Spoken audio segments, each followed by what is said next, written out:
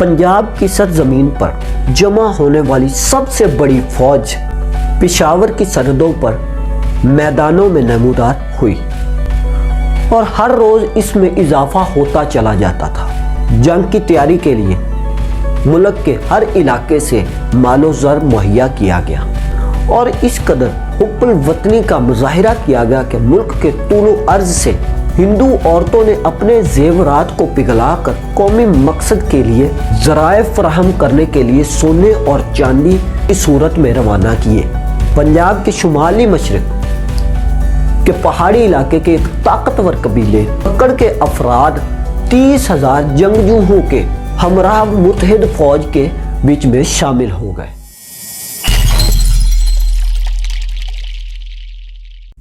السلام علیکم ناظرین، میں ہوں محمد واصف علی اور آپ دیکھ رہے ہیں یوٹیوب چینل۔ ناظرین کرام، امید کرتا ہوں کہ یہ ویڈیو آپ کے لیے انفارمیٹیو ثابت ہوگی، تو پلیز آپ سے ایک چھوٹی سی ریکویسٹ کہ آپ میرے چینل کو سبسکرائب ضرور کریں تاکہ میری نیو آنے والی ویڈیوز آپ کو بروقت مل سکیں۔ چلیے اس ویڈیو کو بھی باقاعدہ سٹارٹ کرتے ہیں۔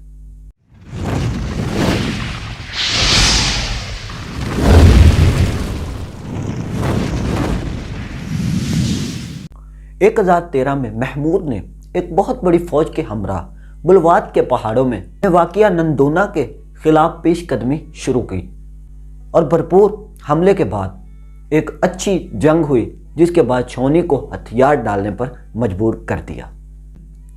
اننگ پال کے بیٹے اور جانشین جے پال دوئم نے جب یہ محسوس کیا کہ وہ سلطان کا مقابلہ کرنے کے لیے اتنے مضبوط نہیں ہیں، تو اس نے اپنی فوج کے ہمراہ کشمیر کا رخ کر لیا۔ محمود غزنوی نے پہاڑی علاقے میں ایک حاکم کو تعینات کیا اور بغیر کسی قسم کا ٹائم وقت ضائع کیے کشمیر کی طرف روانہ ہو گیا۔ اس پر لاہور کے راجہ نے صوبے کو خیر باد کہا اور پہاڑوں کی طرف روانہ ہو گیا۔ محمود غزنوی نے کشمیر کے تمام عظیم الشان دولت کو لوٹ لیا اور وہاں کے لوگوں کو اسلام قبول کرنے پر مجبور کر دیا۔ وہ لوٹ مار کے نہایت بیشبہ سامان کے ساتھ اپنے دارالخلافہ کی طرف واپس لوٹا تھا۔ ناظرین کرام، اس کے بعد محمود غزنوی کے زندگی کا ایک 8واں حملہ تھا جو اس نے دوبارہ کشمیر کی طرف رخ کر کے کیا۔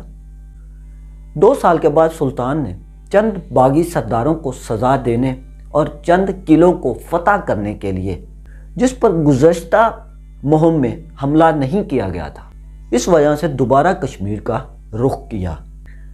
ان سب قلعوں میں سب سے زیادہ اہم لوکوٹ کا قلعہ تھا، جو اپنی بلندی، خوبصورتی اور مضبوطی کے لیے بہت ہی مشہور بھی تھا۔ موسم گرما کے دوران اس علاقے کو فتح کرنے کی سلطان محمود غزنوی کی تمام کوششیں ناکام گئی اور موسم سرما شروع ہونے پر سلطان محمود غزنوی کو یہ مہم ترک کرنے کے بعد مجبور ہو کر واپس اپنے دارالحکومت جانا پڑا۔ ناظرین کرام، اب ہم بات کرتے ہیں 9ویں حملے کی۔ موسم بہار میں سلطان محمود غزنوی 1,00,000 گھڑ سوار اور 20,000 پیادے سپاہیوں کے ہمراہ کنوج کی طرف بڑھا۔ اس نے جانے کے لیے کشمیر کے شمالی پہاڑوں والا راستہ اختیار کیا۔ کنوج کا راجہ بڑا شان و شوکت اور جاہ و جلال کا مالک تھا، لیکن پوری طرح سے دفاع کے لیے تیار نہ ہونے کی وجہ سے اس نے امن پر صلح کر لی۔ اس کے بعد محمود نے میرٹھ کی طرف پیش قدمی شروع کی۔ اس کے بادشاہ ہردیت رائے نے بھی اس کی اطاعت قبول کر لی اور اس کے بعد محمود جمنا کے کنارے پر موجود مہاون کی طرف بڑھا اور اسے بھی تسخیر کر لیا۔ راجہ کیل چند نے مایوسی کے عالم میں سب سے پہلے اپنے بیوی اور بچوں کو قتل کیا اور اس کے بعد تلوار کا رخ اپنی طرف کر کے اپنے آپ کا بھی خاتمہ کر لیا۔ اس کے بعد اس نے متھرا کے بہترین شہر کی طرف رخ کیا۔ قلیل مزاحمت اور محنت کرنے کے بعد اس شہر میں بھی لوٹ مار کا کام شروع کر دیا گیا۔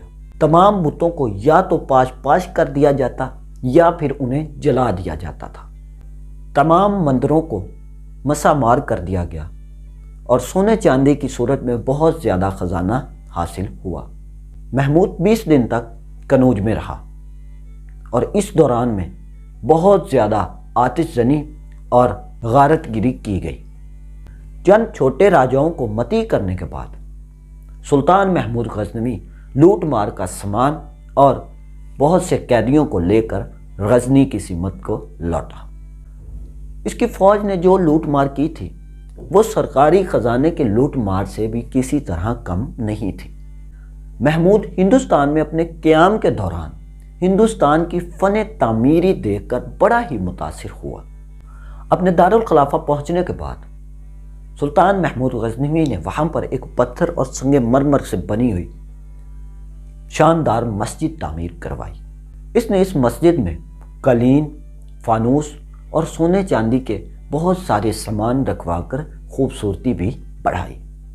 سلطان محمود غزنوی اس مسجد کو آسمانی دلہن کہا کرتا تھا اور اس کے درباری امراء نے بھی اس بات کی تقلید کی تھی۔ وہ دارالحکومت کو نجی محلات اور سرکاری عمارات سے مزین کرنے میں ایک دوسرے پر سبقت لے جانے کی کوشش کرتے تھے۔ محمود غزنوی نے شاہی خزانے کی مدد سے مسجد کے قرب و جوار میں ایک عظیم الشان جامعہ نہایت عالم و فاضل مصنفین کی کتب پر مبنی ایک کتب خانہ اور قدرتی عجائبات اور فن کے نمونوں پر مشتمل ایک عجائب گھر بھی تعمیر کروایا، اور ایک مختصر سے وقت میں سلطان محمود غزنوی کے دارالخلافہ خوبصورت مساجد، 12 دریوں، فواروں، تالابوں، محرابی نالوں اور چوبچوں سے مزین ہو گیا، اور واضح قطع اور کاریگری کے لحاظ سے گزشتہ ادوار کی کوئی عمارات ان کی برابری نہیں کر سکتی تھی۔ 1019 میں سلطان محمود غزنوی نے بغداد کے خلیفہ القادر باللہ کے پاس اپنا ایک سرگزشت روانہ کیا، اور اس نے اس شہر کے مسلمانوں کو محمود غزنوی کے فتوحات کے قصے سنائے۔ انہوں نے قرۂ ارض پر دور دراز کے علاقوں پر ہونے والی مسلمانوں کی کامیابی اور فتوحات پر بہت زیادہ خوشی منائی۔ ناظرین کرام، اب چلتے ہیں ہم محمود غزنوی کے 10ویں حملے پر۔ تو ناظرین کرام، 1021 میں ہندو راجاؤں کی متحد فوج نے کنوج کے راجا کنور رائے پر حملہ کر دیا، کیونکہ اس راجا نے محمود غزنوی سے الحاق کر لیا تھا۔ سلطان محمود غزنوی نے ہندوستان کی طرف پیش قدمی شروع کر دی۔ اس سے پہلے کہ سلطان محمود غزنوی کنوج پہنچتا، اس پر بندیل کے راجا نندا نے قبضہ کر لیا۔ اس نے کنور رائے اور اس کے متعدد سرداروں کو موت کے گھاٹ اتار دیا۔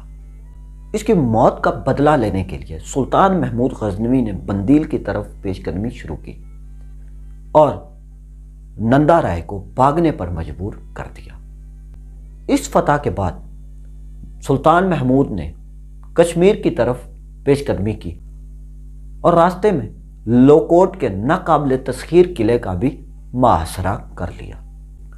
تب وہ لاہور میں داخل ہوا اور اننگ پال کے کنوج کے راجا کے خلاف متحد فوج میں شمولیت کے بعد انتقاماً اس نے اپنے فوجی دستوں کو شہر کے لوٹ مار کا حکم دے دیا۔ یہاں پر سلطان محمود غزنوی کو بہت زیادہ دولت حاصل ہوئی، اور راجا نے جب یہ دیکھا کہ وہ سلطان کا مقابلہ کرنے میں ناکام ہو رہا ہے تو وہ اجمیر کی طرف بھاگ نکلا۔ اسی سال کے موسم بہار میں محمود نے مفتو صوبوں پر اپنے صوبے دار تعینات کیے اور خود غزنی کی طرف روانہ ہو گیا۔ اس نے لاہور کا انتظام اپنے پسندیدہ مشیر ملک ایاز کے سپرد کر دیا، جس کا نام بہت سی روایات اور اپنے آقا کے ارشادات میں موجود ہے۔ ملک ایاز نے لاہور کے قلعوں اور فسیل تعمیر کروائی اور شہر کو وسیع و خوبصورت بھی بنایا۔ محمود غزنوی کے اس مقبول عام حاکم کے دور میں لاہور ایک علم و فضل کا گہوارہ بن گیا، اور غزنی سے لوگ یہاں آ کر آباد ہوئے، اور ان میں حضرت مخدوم شیخ علی گنج بخش حجویری رحمۃ اللہ علیہ بھی شامل تھے۔ شہر کے باہر جن کا مزار داتا گنج بخش رحمۃ اللہ علیہ کے نام سے بھی مشہور ہے، اور مسلمان ان کی بہت زیادہ تکریم و تعظیم کرتے ہیں۔ محمود نے اپنے نام کی نسبت سے لاہور کو محمود پورہ کہنا شروع کر دیا تھا۔ اس نے لاہور میں سکے مضروب کروائے جن پر عربی اور ہندی کی عبارات لکھی ہوتی تھی۔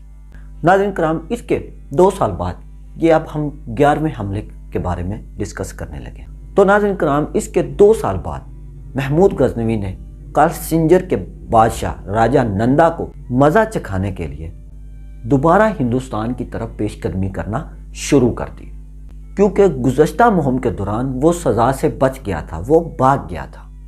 اس کے خلاف لاہور کے راستے سے بڑھا اور گلیاز سے ہوتے ہوئے اس کے قلعے کا محاصرہ کر لیا۔ لیکن اس بار راجہ نے سلطان محمود غزنوی کی اطاعت کر لی، جس کی وجہ سے وہ محفوظ رہا۔